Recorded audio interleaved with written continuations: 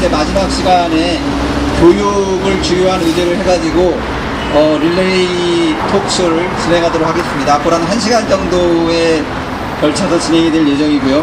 그 소개는 동영상들이 직접 해주시면 되겠습니다. 예, 그러면 시작하도록 하겠습니다.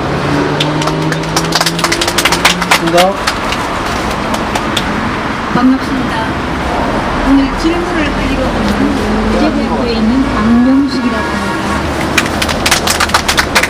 오늘 좋은 말씀 들려주실 분은 상명대학교에 계신 박서영 선생님이십니다.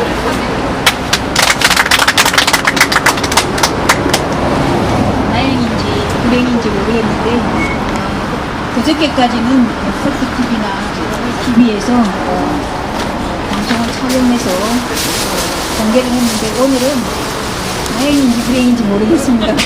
저희 내부 행사로 아마 진행될 것 같습니다. 그래서 조금은 가볍게 좀 시작해 보도록 하겠습니다.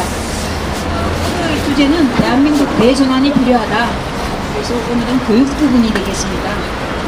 그런데 오늘 모신 분은 박서영 선생님은 그동안 대학교육연구소 소장도 하시고 저희 민교육에서 교육위원장, 학문정책위원장 이렇게 하시면서 대한민국의 고등교육과 학문 정책에 관한 오랫동안 연구도 하시고 또 목소리도 높여오시는 분이서 오늘은 주로 교육 대전환이 필요하다 해서 고등교육에 초점을 맞추고 자연스럽게 초중등 교육도 이야기할 수 있으면 이야기하는 것으로 그렇게 진행할까 싶습니다.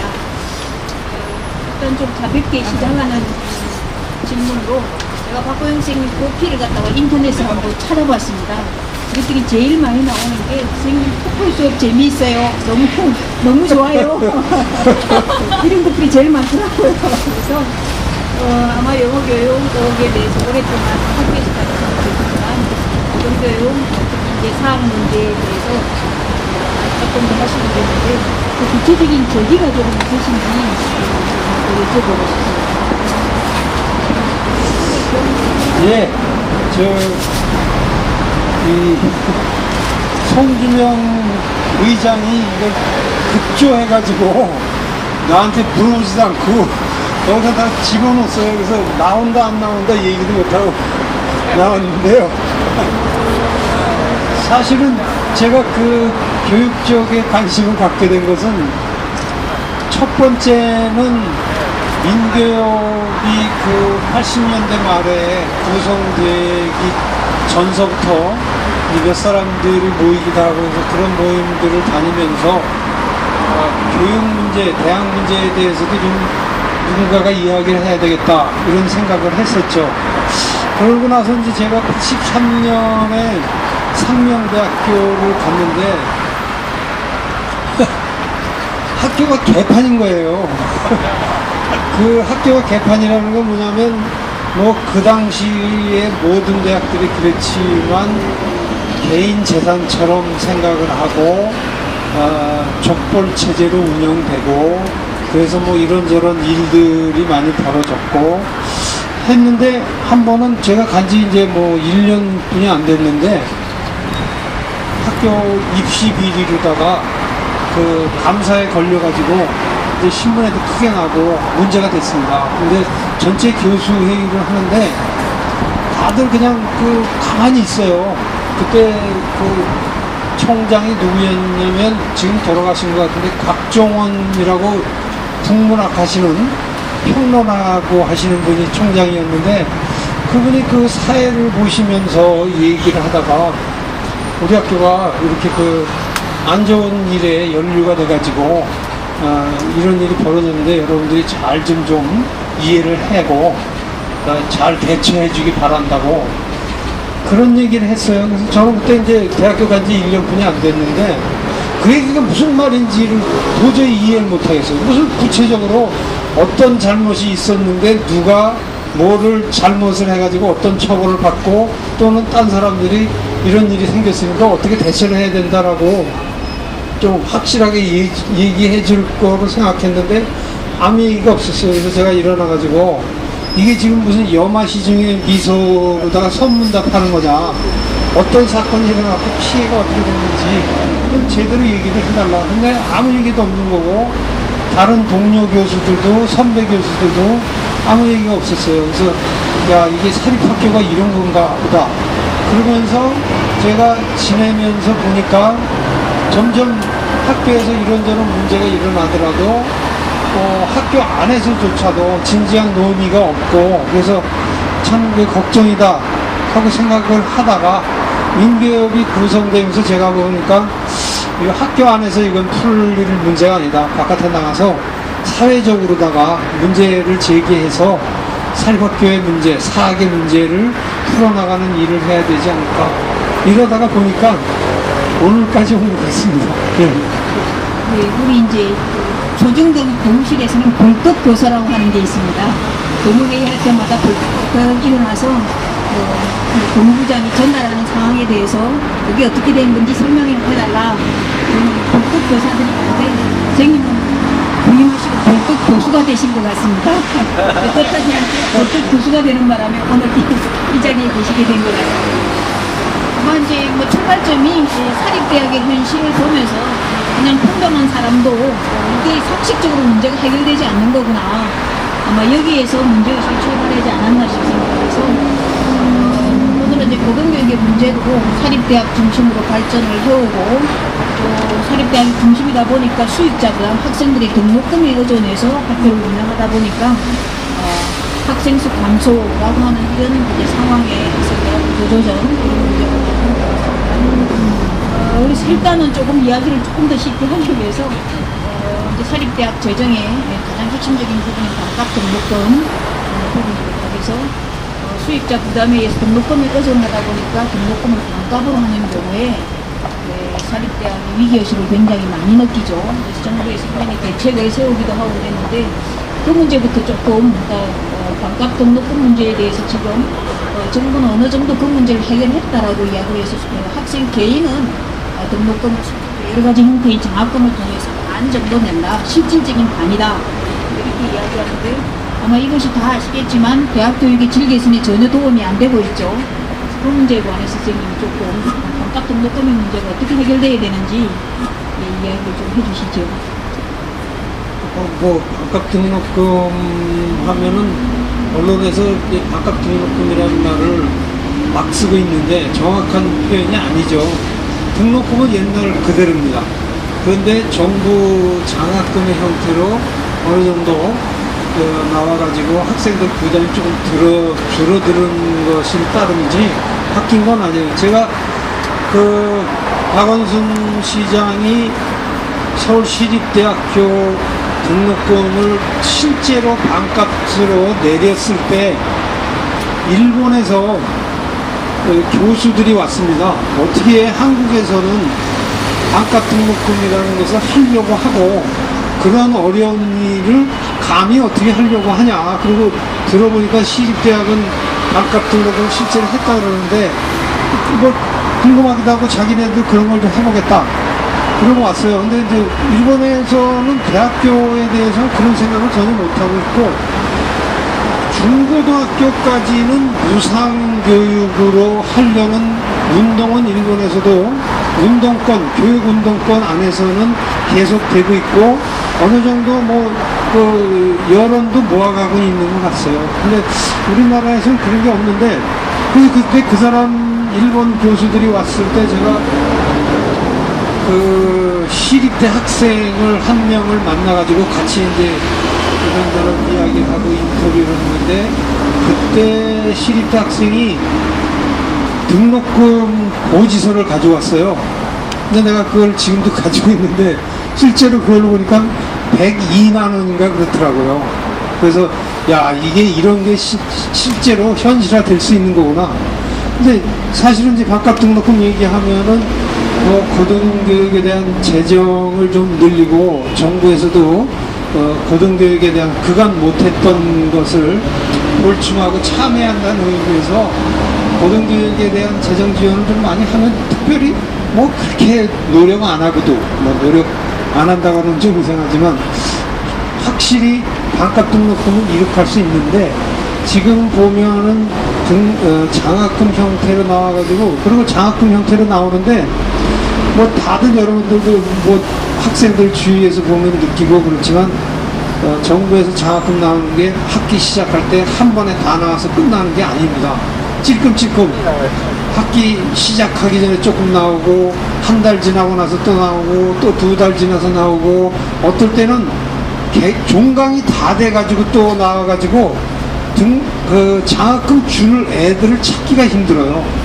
이미 받은 애는 안 되고 뭐 받은 액수가 얼마 이상 되면 안 되고 그런 일까지 벌어지는데 이런 차원에서는 뭐 제가 보기에는 그 확실한 그 해결책이 아니라고 보는데 오늘 우연히 그 성대하고 중대 그 당번인 날이라서 얘기를 하고 싶은데 사실은 이 포스텍인가 하는 그 포항동대 같은 데도 등록금은 꽤 비싼 편에 속하지만 포항제철에서 상당히 그 재정 지원을 해가지고 학생 부담은 상당히 적고 장학금 받는 학생들이 많습니다.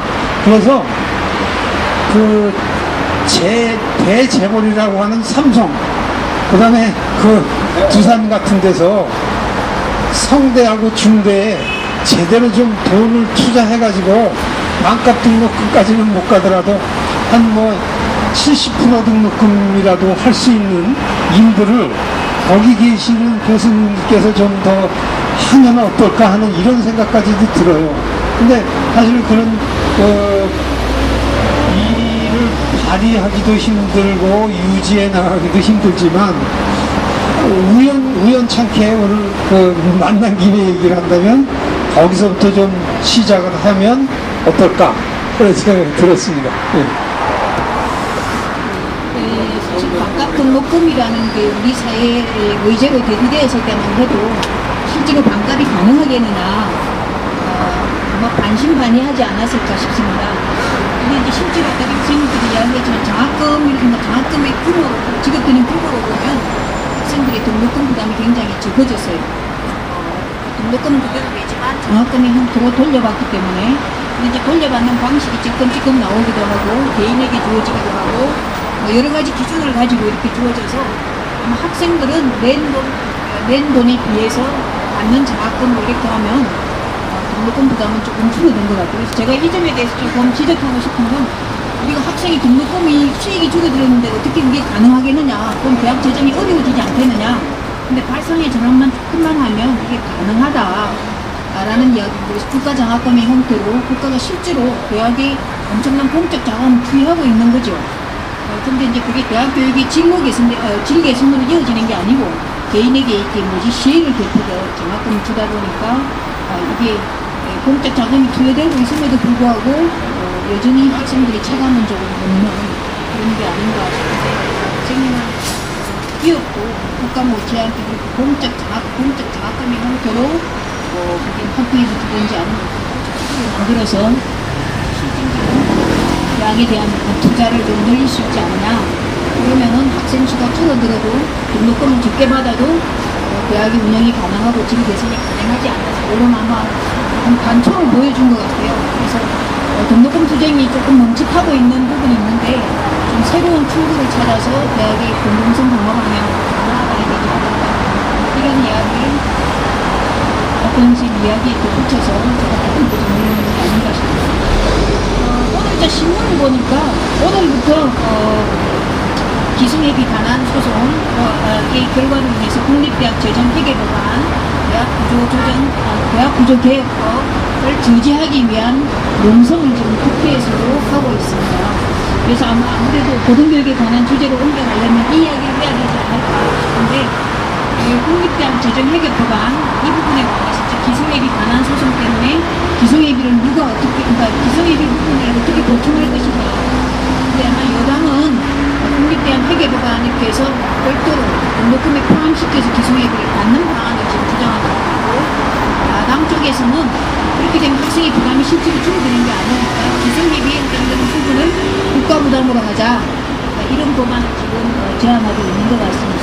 그래서 이 법안에 관한 조금 진행 상황이라든지에 대해서 설명을 먼저 하시고.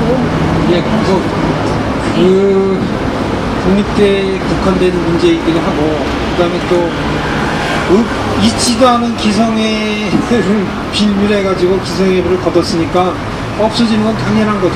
그리고 그만큼 정부의 재정을 새로 만들어야지 되는데, 뭐 여당에서는 항상 그 돈을 안 내려고 하는 거고, 야당에서는 그 법대로 좀 제대로 하자는 얘기인데, 그런 걸로 인해서 사실은 교수 학생들보다는 제일 문제가 되는 게 국립대학에 있는 기성회에서 봉급을 받는 직원들이 또 따로 있습니다. 그래서 이런 부분들이 사실은 제일 심각한 문제인데, 그거에 대한 거는 좀 그 등록금 문제라든지 국립대학 재정의 문제에 묻혀가지고 별로 사람들 관심을 끊고 있지만, 사실은 제일 큰 건 기성의 직원들을 어떤 식으로 살려내느냐 하는 게 더 큰 문제일 것 같고, 그것들이 국회에서 조속히 해결되기를 바랍니다.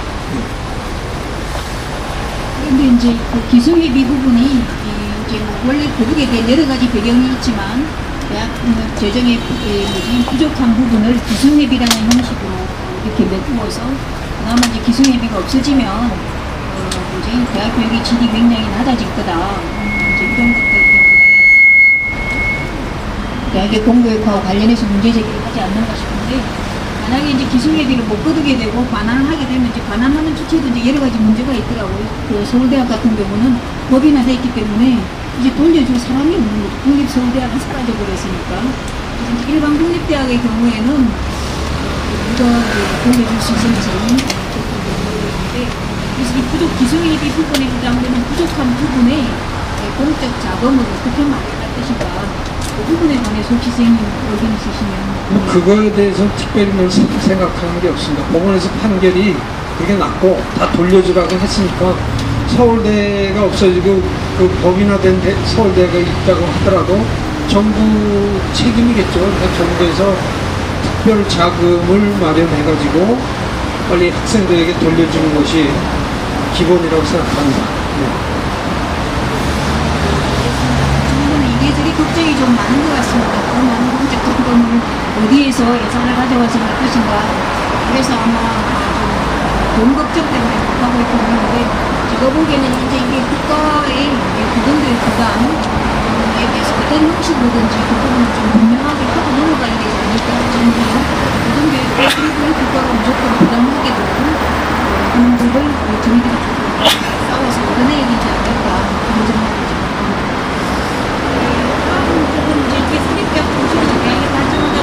등록금 문제, 그 다음에 이제 결정 비용 문제 이렇게 이야기했는데, 사립대학과 관련해서 또 하나 문제는 이 사립대학의 비리 문제죠. 사립대학 운영자의 비리 문제예요. 사립대학 총장님이 한마디 이야기하면은 이런 것이 다 이게 뭐지 깜깜이로 해결돼버리는 이런 거에 대해서 이야기를 조금 했는데, 사업 비리의 실상에 대해서 이미 언론을 통해서 많이 알고 있지만 구체적인 사례를 조금 이야기를 하시고, 그런 경우에는 어떻게 좀 얻고 싶습니다. 그런 사업 비리에 대해서 사업 비리, 그건 참 어려운 얘기고 분명한 문제인데도 여론에서도 해결책을 못 찾아내고 있고, 국회에서도 못 찾아내고 있고, 사법부에서도 못 찾아내고 있는 게 우리의 현실입니다. 엊그저께 그 추적 60분을 보셨는지는 모르겠지만, 엊그제 토요일날 추적 60분에서도 사학비리, 특히 뭐 수원대라든지 상지대, 조선대 등등 여러 사례들을 들어가면서 그 프로그램이 나왔는데, 제가 이제 거기 인터뷰를 하면서 그동안에 제가 느낀 거를 요약해서 얘기한 게 있습니다. 저는 어떻게 생각하냐면, 우리나라에서는 사실은 사학이 사립학교가 우리나라 중등교육과 고등교육에 기여한 바는 상당히 크다고 생각합니다. 그거는 뭐 일제하에서부터 우리나라 사학은 억압을 받아왔고, 그 다음에 한국 전쟁을 겪고 나면서 굉장히 참담한 이 현실 속에서 교육열은 있는데 그걸 해결할 수가 없고, 그래서 정부에서 못하는 일을 개인들이 재산을 털어가지고 학교를 짓고 그래서 교육을 하는 것은 상당히 우리가 인정할 건 인정할 게 있다고 봅니다. 그렇지만 그런 상황을 지나서 가지고 이제는 정부에서 그런 사학들이 이룩한 업적들에 대해서 일정한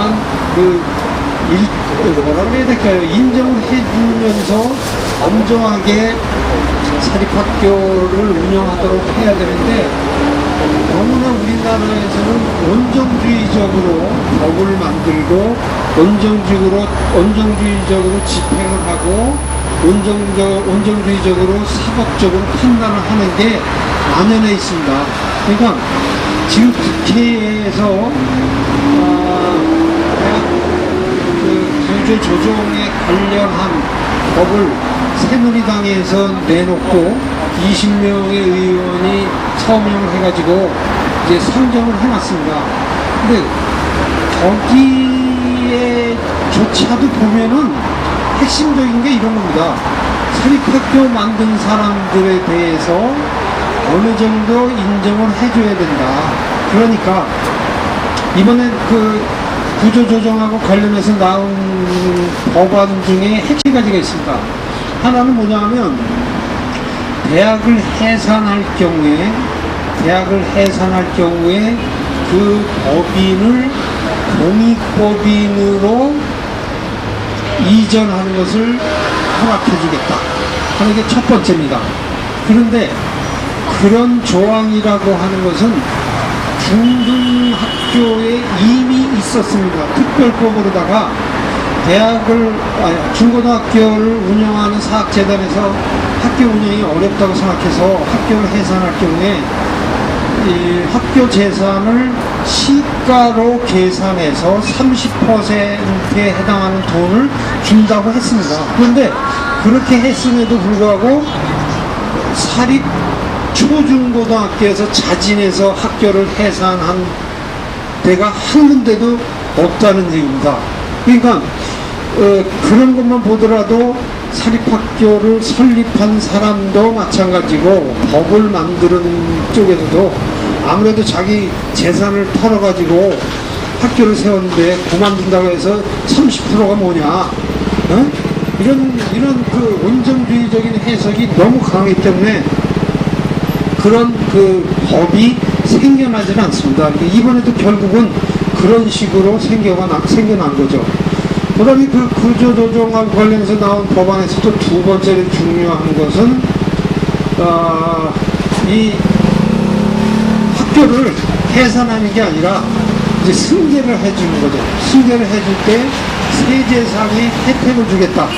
그런 얘기인데, 사실은 그거는 제가 보기에는 조금 부정적으로 해석을 한다면은 지정한 사람에게 이제 귀속시켜준다고 해놨는데, 그 지정한 사람이라는 건 학교를 거래해도 된다는 얘기가 되는 거고, 거래를 했을 경우에 세금 상의 이러저러한 문제들을 다 해결해 주겠다는 그런 문제입니다.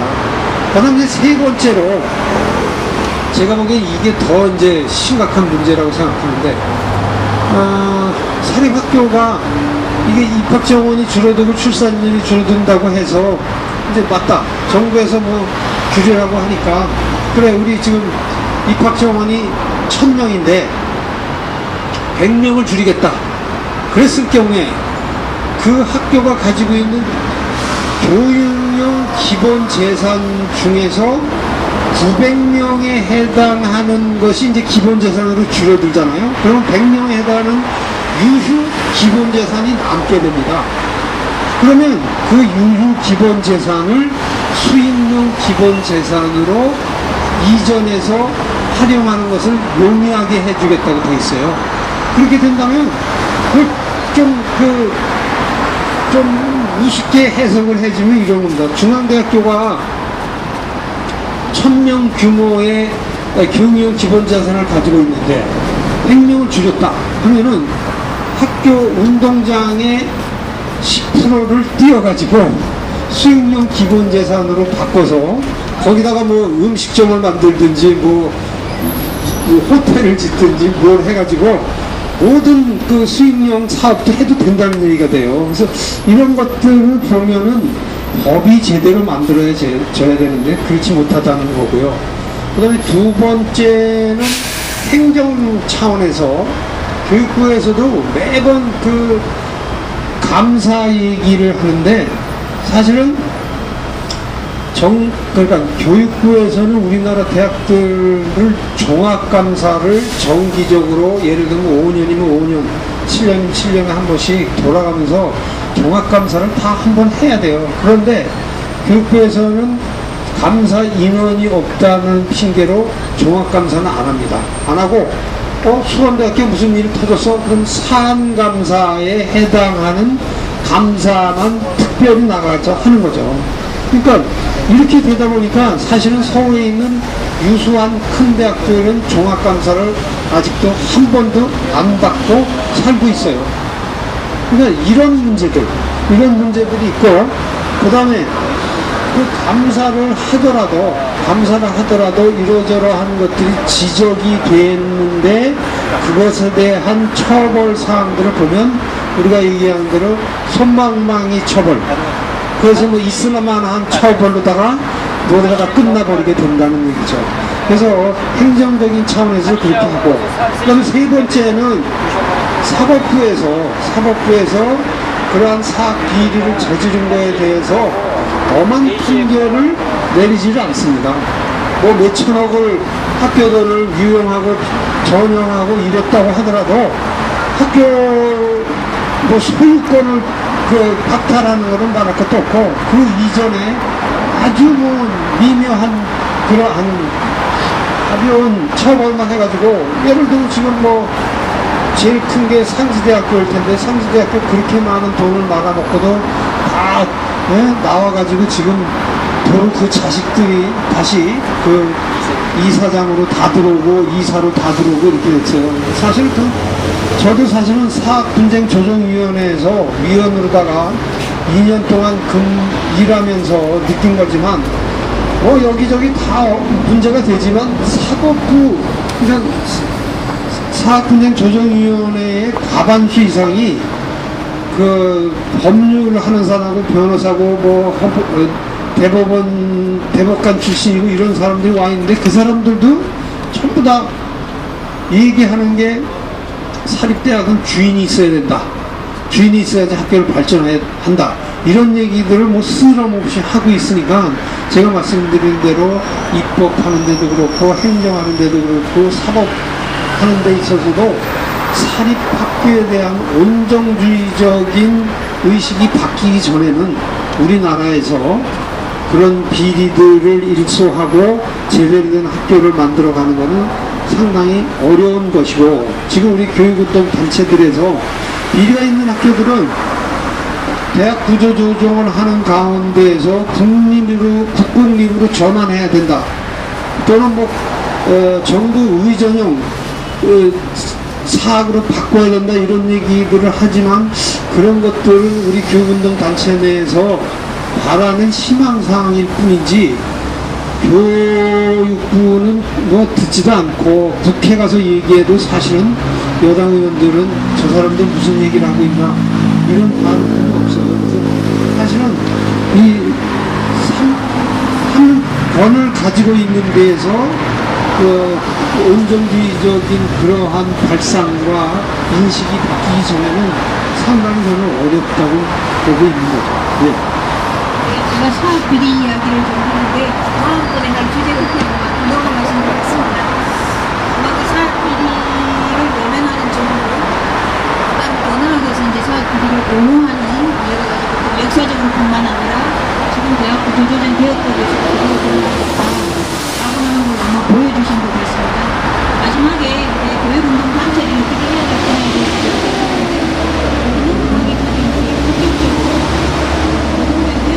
국가의 역할에 대해서 좀 본격적으로 이야기를 해야 되지 않을까 그렇게 싶습니다. 사립대학이 그렇게 할 수 있는 긍정적인 사고다 이렇게 이야기했는데 아마 그렇게 하는 데는 국가의 역할, 그 몫을 하지 않았나 싶습니다. 그래서 요즘 이제 가장 핵심적으로 떠오르는 게 이제 고등교육 개혁에서 국가의 역할, 그걸 보려면 우리 교육 정책을 좀 봐야 되지 않을까 싶은데 모든 사람들이 목소리 높게 이야기합니다. 오늘날 고등교육이 황폐화되고 있다 이렇게 이야기하는데 지방대학에서는 특히 더 나아가서 고등교육의 황폐뿐만 아니라 지역이 공동화되고 있다 이렇게 이야기를 많이 하고 있습니다. 그래서 고등교육은 대학이 가지고 있는 교육적 역할뿐만 아니라 지역사회에서 가지는 위상을 함께 좀 고민하면서 고등교육 문제를 살펴봐야 된다. 아마 이런 소리들이 아닌가 싶습니다. 이게 정부의 고등교육 정책에 대해서는 뭐 신자유주의 교육 정책이다, 양화 정책이다 이런 이야기 많이 하는데 아마 이 이야기들은 다 아실 것 같고 특히 박홍 선생님은 몇 가지 책이나 뭐 이제 번역하시고 주장하시면서 이게 기업 대학으로 우리가 가려고 하는 거다. 대학의 모델을 기업형 대학으로 가려고 하는 거다.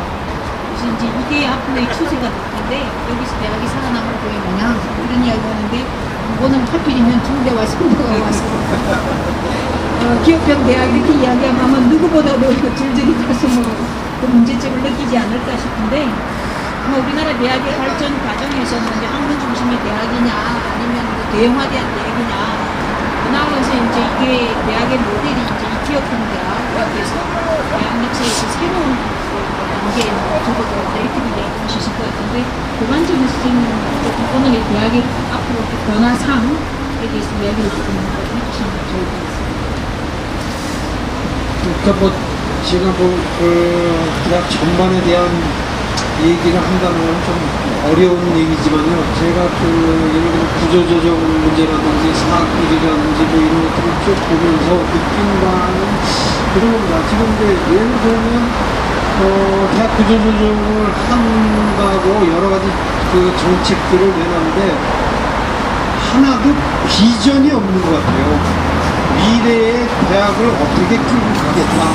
그래서 그러한 어떤 목표를 설정하고 장기적이 됐건 단기적이 됐건 뭐 어떤 건 빨리 하고 어떤 거는 천천히 하겠다 이런 것들이 너무 안 보여서 실망적이고 그냥 뭐 출산율이 떨어지고 대학 정원은 너무 많고 그러니까 이걸 줄여야 되지 않냐 그런 쪽으로만 가고 있어요. 그래서 저는 이제 그 얘기하면서 이제 뭐 여기저기서도 많이 얘기가 나오고 있지만 사실 저는 이런 위기이자 기회 때 우리나라 지금 국공립대 사립대 비율이 20대 80 뭐 엄격하게 얘기하면 16대 84 뭐 그렇게까지도 얘기를 하는데 이런 비율을 10년, 20년 지나가면서 좀 바꾸는 쪽으로 가야 되지 않을까.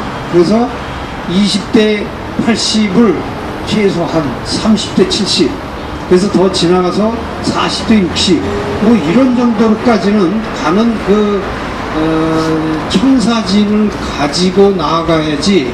그렇지 않고 지금 우선 뭐 정원 줄이는 데에만 혈안이 돼 있고 정원 줄이는 평가를 하고 지금 뭐 대학마다 특성화 사업을 한다든지 뭐 한다 뭐 여러 가지 뭐 정부에서 당근 따먹으려고 학교들을 이리저리 끌고 가는데 사실은 거기에 보면 또 제일 중요한 게 취업률입니다. 취업률. 그러니까 제가 보기에 중대나 성대 같은 데는 취업률 가지고 별로 걱정을 안 하시죠? 네? 네? 안 하실 것 같은데 우리 상명 수준의 학교에서는 이게 취업률을 가지고 사실은 굉장히 골치를 앓고 뭐 여기저기 뭐 기업에를 아는 기업도 찾아가가지고 일자리를 만들어 보라 그러고 뭐 해서 상당히 골치 아픈 일들을 많이 겪고 있어요. 근데 이게 취업 위주로다가만 끌고 가다 보니까 이제 대학들이 기초학문과 인문학과 예체능이나 이런 것들은 점점 축소하거나 폐과되거나 이런 경향으로 가고 살아남는 거는 돈이 되는 학과, 취업이 잘 되는 학과 이런 쪽이에요. 그러니까 예를 들면 이렇습니다. 우리 학교 예를 들면은 우리 학교에 이제 경영대 학생들 많습니다. 그 다음에 컴퓨터 쪽에 공대 쪽이라고 해서 IT 뭐 이런 쪽으로도 굉장히 커졌어요. 그런데 사실은 우리 학교에 들어오는 학생들 성적이나 이런 거를 보면 제가 있는 사범대 학생들이 성적이 제일 좋아요. 그런데 성적이 제일 좋은데 학교에서 따지는 취업률 따지면 사대가 바닥입니다. 그리고 경영대나 공대 쪽은 취업이 돼요. 그런데 그거는 우리 학교 내에서만 따져서 그런 거지, 예를 들면 서울에 있는 경영대의 그 취업률, 사범대의 취업률 이렇게 따지면 또 우리 학교 경영대나 그 공대 쪽은 취업률이 또 아래쪽에 속해요. 그러니까 이런 것들을 그 고려하지 않고 학교 내에서도 니네 취업률 뭐 40%도 안 돼? 50%뿐이 안 돼? 이렇게 되면은 니네는 뭐 폐과하든지 정원 축소하든지 이렇게 가겠다. 뭐든지 이렇게 간다는 거죠. 그래서 말씀드리는 것처럼 이렇게 갔을 경우에 금방 열매만 따먹는 과들만 남지 뿌리에 퇴비를 주고 든든하게 기르는 학문은 하나도 없어진다는 얘기죠. 이제 그렇게 되면은 제가 걱정이 되는 것은 우리나라 학문의 대외 종속도는 더 심화되지 않을까. 그 기초학문이라든가 인문학이라고 하는 것에 대외 종속도는 더욱 심하게 될 것 같다. 이런 생각이 들어요. 그래서 사실은 오늘도 점심 먹으면서 우리 학교 1호과에 있는 일본 선생들하고 얘기를 하면서 내가 일본도 한두 번 가보고 거기 뭐 교육하면서 운동하는 사람들 만나봤지만 일본에서는 왜 사학비리라는 얘기를 듣기가 힘드냐 그런 얘기를 물어봤어요. 근데 그 일본 선생들 얘기가 일본에서 사학비리가 사회적 문제가 될 정도로 큰 비리들은 거의 없다는 얘기예요. 문제가 되면은 기업에서 사학을 접수하고 노여다 같은 데서 대학을 접수해서 하는 것들이 있는데 그런 거에 대해서 좀 문제 제기가 있지 그렇지 않으면 별로 없다는 거죠.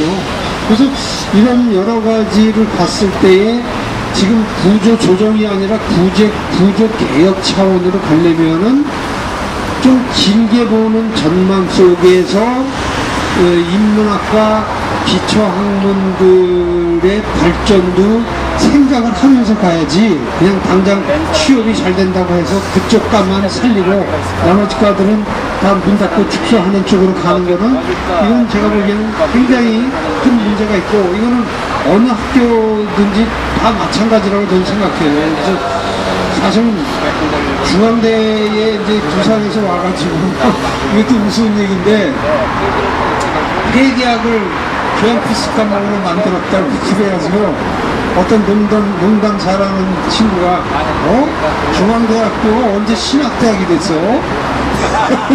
그러더라고요. 그래서 그 폐계약을 교양 필수 과목으로 만들어서 신학대학이 됐나보다 그런 얘기를 했는데 사실 좀 그런 것들은 중대 계시는 교수님들도 좀 쪽팔릴 거라고 좀 생각이 들어요. 그런 것 막아내기도 힘들고 굉장히 그 재단 바뀌었다고 들어와가지고 강압적인 일들을 하고 있는데 그래서 이러저러한 것들을 보면은 물론 대학이 취업하고 무관하지는 않지만 너무 취업 중심 쪽으로다만 가고 그런 계통의 학과와 학문만 키우다가 보면은 뿌리는 진짜 연약해질 대로 옆에가지고 수입 학문에 의존할 수밖에 없다. 그래서 좀 길게 보면서 우리가 교육 정책을 세우고 나아가야 되지 않을까 이런 생각을 해봤습니다. 저희들이 이제 대학 구조 조정이라는 이야기를 하다가 입법 단계에 와가지고는 교육부에서도 대학 구조 개혁이라고 이야기를 하더라고요. 그래서 이제 조정의 목적 이야기할 때는 정원을 축소. 그럼 그게 조정의 목적이겠구나 이렇게 이야기했는데 이해가 되는데 교육을 하겠다라고 이야기하면 교육의 목적이 뭐냐? 정원을 조정하는 게 교육의 목적이지. 아니면 요즘 이제 유행하는 말로 적폐, 대학에 쌓인 적폐를 갖다가 없애려고 하는 게 교육인지 이 부분이 굉장히 좀 분명하지 않은 것 같아요. 어떻게 보면 대학 구조 조정이라는 말 속에 저희들이 이제 대학 구조 개혁 수준해야 된다 이렇게 이야기하면서 엮여버린 그런 부분인데 대학 구조 조정 수준이 아니고 대학 구조 개혁 수준이 되기 위해서는 학문의 매서전이라든지 산업분야라든지 대학의 서열화 문제라든지 학벌 문제라든지 이런 뭐냐면 그동안 쌓여온 대학의 적폐를 좀 해소하는 그런 개혁안이 나와야 될 텐데 지금 보면은 이제 좋은 조정을 위해서 대학 등급으로나 등급에 맞게 지원을 하거나 문을 닫도록 하겠다 이렇게 해서 개혁에 걸맞는 개혁이라고 하는 이런 걸맞는 대학 조정의 목적이 뭔지 잘 보이지 않는다 그런 이야기를 하신 것 같습니다. 근데 아까 전에 이야기했다가 계속 이제 사업 문제와 대학 차원에서 대응 이렇게 하려고 보면 뭐 일본의 대학 같은 경우에는 비리 문제가 그렇게 있어서 문제가 되지 않는다 그런 게 있어서 비리가 생길 수 있는 여지가 별로 없다 이런 이야기인데 저희 우리나라의 경우에는 대학이 비리가 생겨도 별로 문제가 안 되고 그 정부에 대해서 정부 입장에서 옹호받고 이런 거 보면 제가 보기엔 대학의 그 비민주적 거버넌스 때문에 그런 게 아닐까 그런 생각이 요새 운영에서의 전행이라든지 총장직 선정을 통한다든지 또는 교수회라든지 교수 기회라든지 교수의 의견이 반영되지 않는다든지 위기에 처해 있다 이렇게도 볼 수 있는 것 같아요. 원하지 않는 방향으로 대학이 바뀌어가고 있음에도 불구하고 대학 구성원들이 자기 의사를 토격하거나 의사결정에 올바른 방향으로 나아갈 수 있고 뭔가 논의를 할 수 있거나 그런 구조가 조금 없는 것 같습니다. 그래서 대학 거버넌스에 대해서 이게 어떤 방향으로 나아가야 될지 제가 그런 대학에서 학장도 맡고 계시고 행정이선에도 이제 계신 걸로 알고 있는데 대학의 문제점을 지적하기는 굉장히 좋은데 결국은 적폐는 우리들이 해결해야 되지 않겠어요? 누가 해결해 주지 않을 거라고 보는데 그렇다고 한다면 그런 문제에서 문제점이 뭔지 어떻게 할 수 있는 그런 좀 있는지 그런 얘기를 좀 해주시면 좋을 것 같습니다. 이제 거버넌스 시스템을 해석을 하는 걸 보니까 경영학하는 사람들은 주로 지배구조라고 얘기를 하고 저는 의사결정 구조다 이렇게 얘기하고 싶은데 뭐 학교 안에서도 내가 의사결정 구조가 잘못됐다라고 얘기를 해도 그 사람들이 그 영문학 하는 사람이 그런 것도 몰라 이게 지배구조인데 왜 그렇게 얘기를 하냐. 근데 사실 그 사립학교가 온전한 사립학교일수록 그 다음에 재단의 장악력이 강한 데일수록 의사결정 구조라고 하는 게 없죠. 의사결정 구조라는 게 없고 의사결정하는 사람이 있고 그거를 따르는 집단이 있는 거지 구조까지 만들어져 있는 것 같지는 않아요. 그러니까 그런 것들을 보면은 뭐 우선은 학생들의 학생회라고 하는 것이 제대로 돌아가야 될 것이고 자치활동이 제대로 돌아가야 될 것이고 그 다음에 교수들 차원에서는 교수회의가 어떤 형태로든지 제대로 이것도 돌아가야 됩니다. 그 다음에 이제 직원들의 경우에도 마찬가지가 되고 그 다음에 얘기하신 대로 뭐 대학에서 보직을 맡고 있는 사람들이 하는 그 교무위원회라고 하는 것도 사실은 뭐 민주적인 의사소통 속에서 의사결정이 되도록 가야 되는데 그런 것들이 제가 그 학장이라는 걸 하면서 경험해본 결과를 보면 상당히 어렵고 워낙 이 관행이 뿌리 있게 뿌리를 내려가고 있어가지고 고치기가 상당히 어려워요. 그러니까 교무위원회를 이렇게 가면서 보면 오래 하는 걸 싫어합니다. 빨리 끝나기를 바라고 가능하면 무슨 일이 있으면 교무위원회 같은 거 안 하기를 바라고 그러니까 그런 속에서는 느끼는 거는 항상 상명하달식의 계통만 있는 거지 의사 구조라고 하는 건 없는 것 같아요. 그래서 이제 그런 것들이 만들어지기 위해서는 지금 뭐 대학 운영위원회라고 하는 것을 각 사립대학마다 만들게는 돼 있습니다. 근데 그게 형식적으로 만들어져 있지 구성이 제대로 돼 있지도 않고 제대로 움직이지도 않으면서 회의록만 작성해 놓고 뭐 그런 경우가 상당히 많아요. 그래서 이제 그런 작은 거 하나서부터라도 또 학생회, 직원회, 교수회 이런 것들이 제자리를 잡을 때에만 대학이 좀 그 제자리를 찾아가지 않을까 이런 생각을 합니다.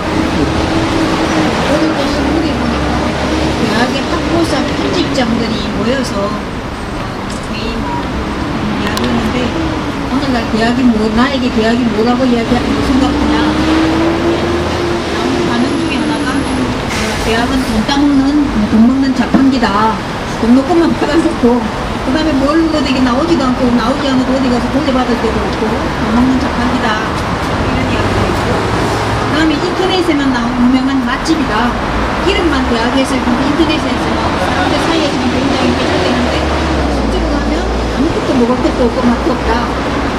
그런 것도 굉장히 가슴 아팠지만 제가 굉장히 가슴 아팠던 이야기 중에 하나는 대학은 따로 국밥이다. 교수 따로 놀고 학생 따로 놀고 뭐 교육적인 주장하는 사람 혹은 제 해석입니다만 하는 사람 따로 놀고 다 따로 자기 주장만 하고 그런다 이런 이야기인데 이 대학의 민주적인 이제 governance 이렇게 이야기할 때 제도로서 갖추는 것도 필요하지만 관행과 관계 속에서도 풀 수 있는 문제가 있지 않나 이런 생각이 조금 들었습니다.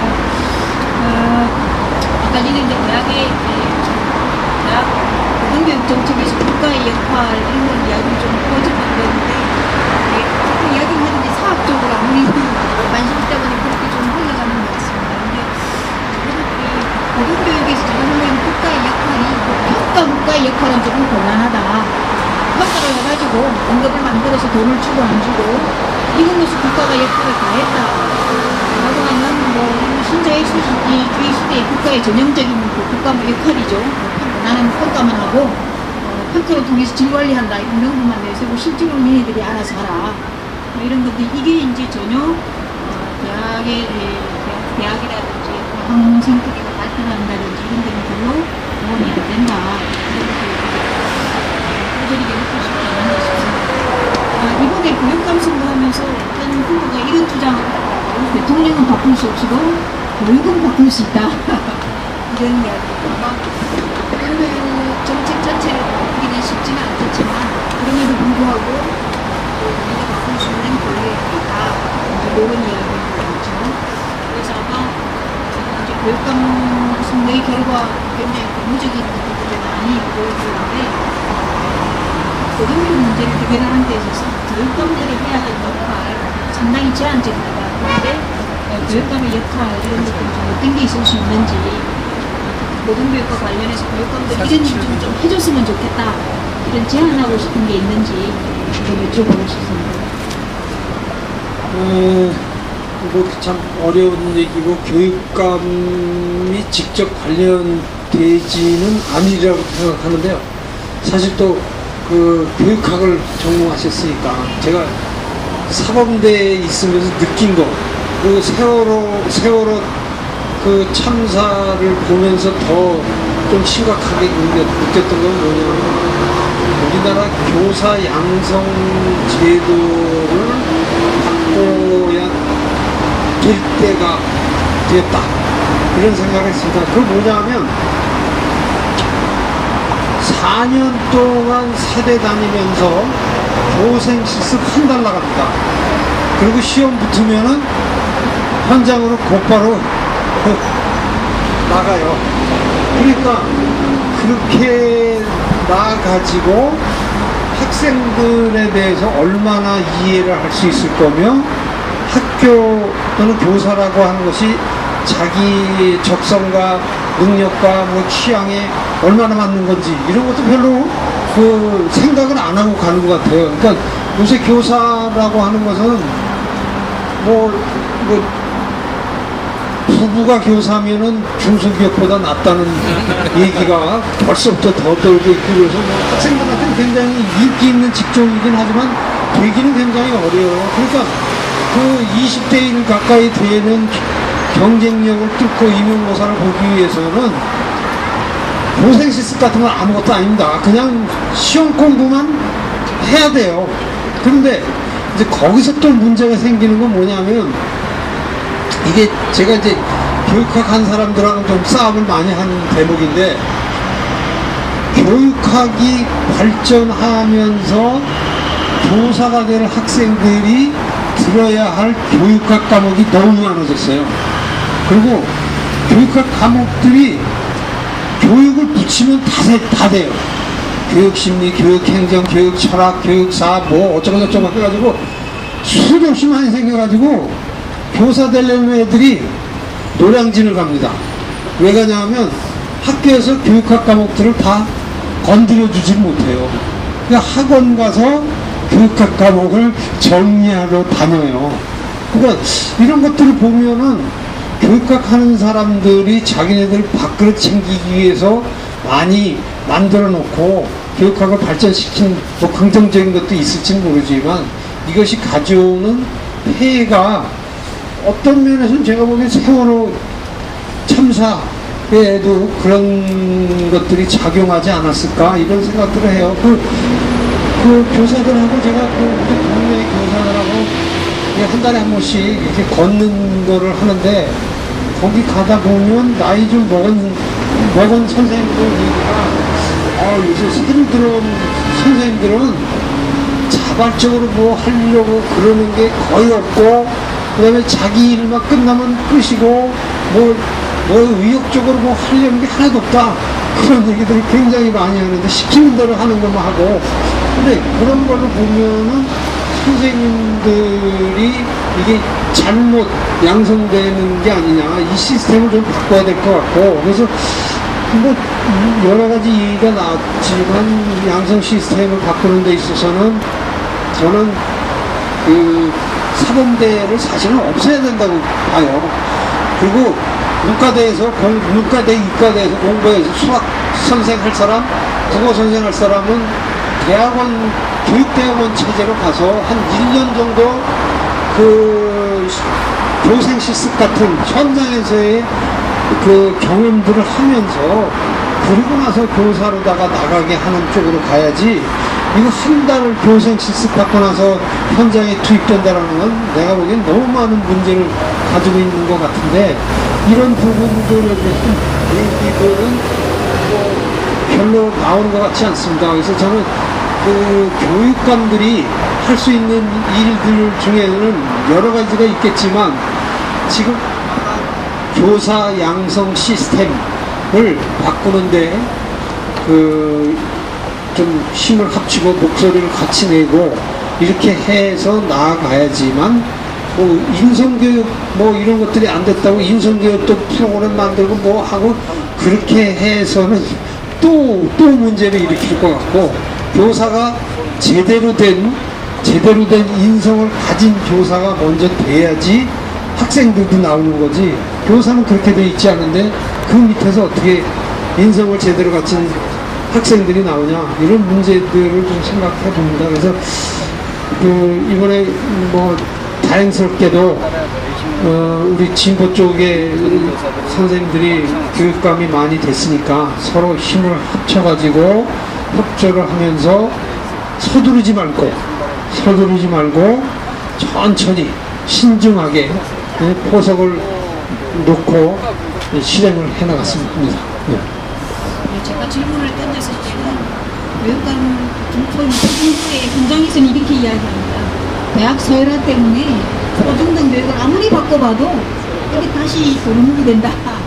이제 그런 이야기 때문에 아마 교육감들 대학 서열화 문제를 해결하기 위해서, 입시 문제를 해결하기 위해서 교육감 진학교 같은 경우에는 많이 이제 노력을 하고 있는데, 좀 했던 답은 입시 문제, 대학 서열화 문제는 대학도 노력해야 되겠지만 같이 변화하면서 좀 바뀌어야 되지 않나, 뭐 이런 이야기인데, 제가 기대했던 거는 저 엉뚱하게 교원 양성 교육을 이야기했었거든요. 그랬습니다. 근데 가만히 생각해 보니까 굉장히 좋은 말씀 해주셨는데, 사실 교육감님들이 이제 일을 해야 될 사람들은 교사들입니다. 그래서 이제 교사들을 양성 과정에서 좀 잘못했다면 재교육 과정에서 어떻게 실력있는 교사로 만들 것인가. 그 부분은 교육과는 양성과정, 재교육 과정뿐만 아니라 양성과정과 연계시켜서 제대로 된 교사가 대학에서 양성되고 또 재교육대로 제대로 일할 수 있도록 그런 환경을 만들어줘야 되지 않나 그런 생각이 듭니다. 세월호 사건과 관련해서 교육부에서 한 일이 뭔가 제가 조사를 한번 해봤습니다. 이 교육부 홈페이지에도 이름이 있더라고요. 교육부가 하는 일이 너무 없다. 보도자료를 내가지고 하는 일 많다. 뭐 이제 장관이 어디 가서 라면 먹은 일, 그것도 이제 교육부가 한 일이죠. 그 다음에 또 이제 하나는 뭐냐면은 위원회 만들어가지고 우리 안전교육 앞으로 어떻게 할 건지 논의 중이다. 그래서 역시 안전위원회를 만들 거구나. 그런 이야기. 그래서 그거 말고 그러면 좀 더 뭐 비난이 나오니까 이제 교사 양성 과정 이야기를 했는데 학교에 어느 날 공문이 하나 내려왔어요. 교사 양성 과정의 안전교육을 강화시켜라. 그런 이야기입니다. 그래서 학교 폭력 문제 있으면 폭력을 예방할 수 있는 교육을 강화시켜라. 이렇게 해가지고 뭐 무슨 동네 복처럼 문제만 있으면 안전교육하라, 폭력교육하라, 뭐하라 이게 교육부가 할 수 있는 일이 전부 다인 것 같은 그런 조치를 하고 있는데 의외로 아마 잘 아시겠지만 국회에서도 국회의장이 대표 발의를 했습니다. 세월호 문제 인성교육이 좀 제대로 안 돼서 다 대표적으로 그 이준석을 놔라. 그래서 인성교육법 이렇게 만든 일명 이게 이준석법입니다. 그처럼 인성이 잘못된 사람들이 선장이 되면 배가 침몰한다. 그래서 그렇게 하지 않고 이게 제대로 인성교육을 해야 된다. 이러더라고요. 저는 뭐냐면 세월호 사건에 관해서 교육 분야에서의 대책이라고 하는 건 교사 양성 과정에 안전교육 좀 해라. 그 다음에 애들 인성교육 좀 시키면 된다. 이게 8.3의 전부인 것 같아서 너무 씁쓸했는데 고등교육을 떠나서 교육 전반에 관련해서 근본적인 패러다임의 전환, 인식의 전환, 정권의 전환 어느 쪽이 좀 더 교사 양성교육도 이야기했지만 어느 쪽이 좀 더 필요한지 그러니까 뭐 전방위적으로 필요하겠지만 예를 들면 이런 겁니다. 박근혜 대통령이 당선되고 나서 뭐 얼마 안 있어서 학교 폭력들이 굉장히 많이 일어나니까 그때 내놨던 정책이 뭐냐면 경찰을 뽑는 거예요. 그래서 학교마다 경찰 요원들을 한 명씩 배치하고 그런다는 얘기를 했는데 아니 그 발상이라고 하는 게 그런 학교 폭력이 일어나면은 또 그래서 교육부에서 내려온 거는 학교 폭력 방지 대책을 과목으로 하나 만들어가지고 교사 될 사람들은 이걸 또 필수 과목으로 다 듣게 해야 된다는 얘기예요. 그래서 학장들이 모여가지고 그거를 학교 생활 담당하고 그거 교육하는 쪽에서 그게 다 묻어 있는 거지 학교 폭력만 또 따로 하냐. 그래서 그거는 교육부에서 물러나가지고 따로 과목을 만드는 건 안 했어요. 근데 사실은 이럴 때일수록 어떻게 보면 그 한 반의 학생 수를 줄이고 교사를 더 많이 뽑아가지고 교사들이 학생들하고 정말 소통하고 학생들하고 얘기도 많이 하고 이런 분위기로 가야지 뭐가 바뀌는 거지. 제가 보기에는 하여튼 중고등학교하고 관련해서는 그런 것들이 제일 그 중요한 부분이라고 보고 고등교육에 대해서는 뭐 계속 아까 그 얘기하셨지만 대학 서열화라고 하는 것이 제일 어려운 문제인데 아까 그 얘기한 것도 뭐 중대생하고 한양대생하고 뭐 이런저런 문제가 벌어져 가지고 학교 간의 대학 서열 싸움으로까지 그게 커지기도 했는데 하여튼 이 대학 서열화를 제가 보기에는 타파는 안 될 것 같아요. 그런 것을 어떤 식으로든 좀 약화시키는 쪽으로다가 나아가는 데 지혜를 좀 모아야 되지 않을까 그런 생각을 하고 어쨌건 하여튼 뭐 제일 중요한 거는 제가 보기에는 그 외국에서 수입하지 않으면서도 우리가 학문적인 토대를 제대로 쌓아가는 일들을 하는 게 가장 중요하지 않을까 그렇게 생각합니다. 삼중에 한 가지 제가 해보고 싶은 게 학교 폭력에 관한 대책이 필수 과목으로 해서 지난 2학기부터 반드시 필수 과목으로 듣게 돼 있습니다. 그래서 이게 필수 과목으로 듣다 보니까 교육학의 나름 다른 분야, 교육사라든지 교육사회학이라든지 이런 필수 과목 듣게 되고 과목 숙제가 많으니까 상대적으로 그런 과목을 만들어도 되게끔 이렇게 만드는데 우리 이제 대통령의 이제 교육부 장관님 공문 하나로 교육과정이 그렇게 아무 합의 없이 바뀌어버렸는데 제가 풀어나고 있는 건 처음에도 안전교육도 마찬가지입니다. 안전교육 강화하라 이렇게 내려왔는데 다음 학기에 안전교육을 필수 과목으로 하라. 그러면 세상에 존재하는 모든 것들을 서범대 학생들이 다 배우게 되지 않을까. 정말 그런 우려를 하고 있습니다. 이게 좀 시간도 되고 정리하는 타입이 되지 않아야 될까 이렇게 되는데 모든 이야기를 너무 크게 한 것 같습니다. 제도적인 측면에서 어떻게 해야 될까. 지금 현재 진행되고 있는 일련의 교육 정책에 관해서 어떻게 바라봐야 될지나 나아가서 대학의 거부문서 문제라든지 또 되는 관행의 문제 이런 거에서 그야말로 교육의 적폐를 바꾸나라는 이야기를 남에게 주장도 해야 되지 우리 스스로 적폐가 무엇인지 적폐를 바꾸는 이런 것도 필요한데 아무래도 적폐가 좀 해소되기 위해서는 개인의 노력도 필요하지만 시민운동, 교육시민운동의 활성화 이런 것들은 필요한 것 같습니다. 선생님 혹시 교육 시민운동과 관련해서 시민운동의 해소된 문제를 되기 위해서 조금 더 주입해야 될 부분이 있다고 한다면 어떤 부분이 있는지 말씀 혹시 마지막으로 또 붙들고 싶은 말씀을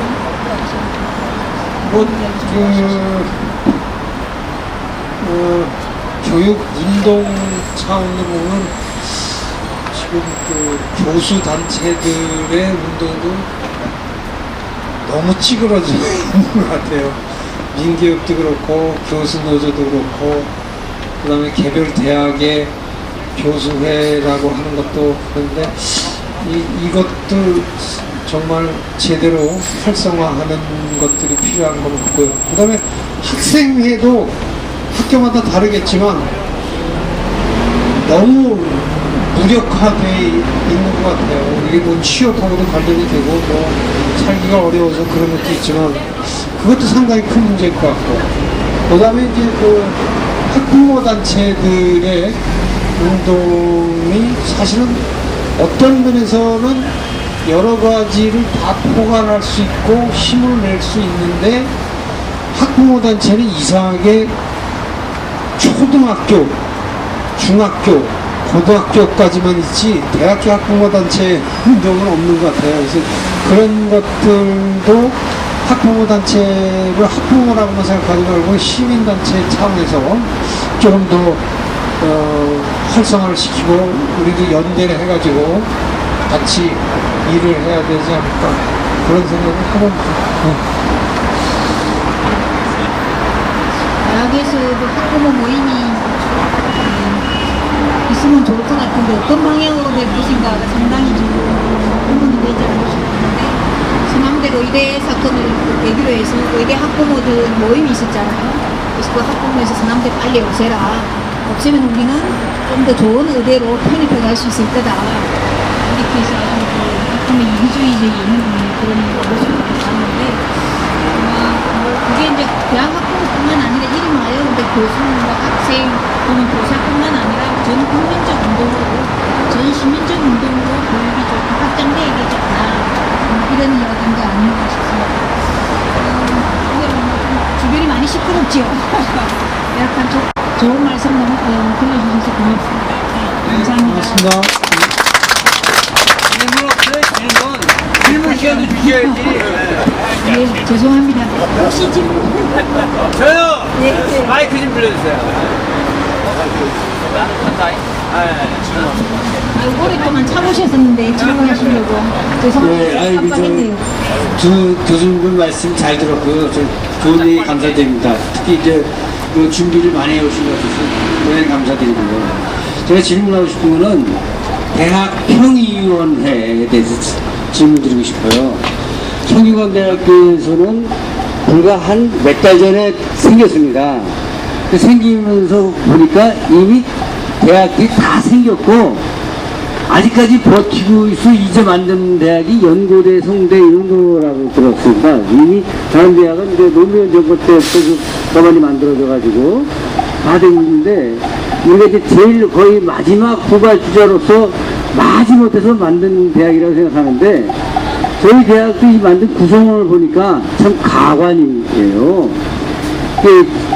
직원, 뭐 학생, 뭐 동창들, 학부모, 그다음에 교수 이렇게 돼 있는데 다른 것도 마찬가지지만 우리 교수들 구성원이 교수들을 대표하는 그런 잘 부르는 게 아니라 아주 참 비민주적이고 아주 엉터리로 돼 있어요. 그래서 과연 이게 성대만 그런 건지 다른 학교는 어떻게 되는지 그런 것도 한번 저는 좀 여쭤보고 싶고 대학 평의회가 어떻게 돼야 된다 또 그런 것도 좀 말씀해 주시면 감사하겠습니다.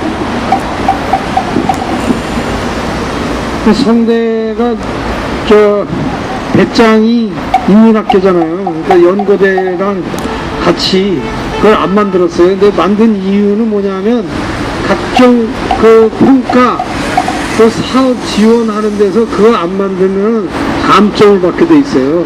그러니까 버티다가 이제 만든 겁니다. 그리고 아까도 말씀드린 것처럼 그 평의원이라는 것이 대체적으로 형식적으로다만 만들어져 있고 어느 학교에서는 뭐 교수들 그냥 임명해버려요. 누구누구 좀 하지 이렇게 해가지고 가고 학생들이나 직원들의 비율은 아주 낮게 해놓고 이렇게 해가지고 평의회라고 하는 게 학교 제반 사항들을 심의하는 정도가 되지 심의 의결까지는 못 나가고 있죠.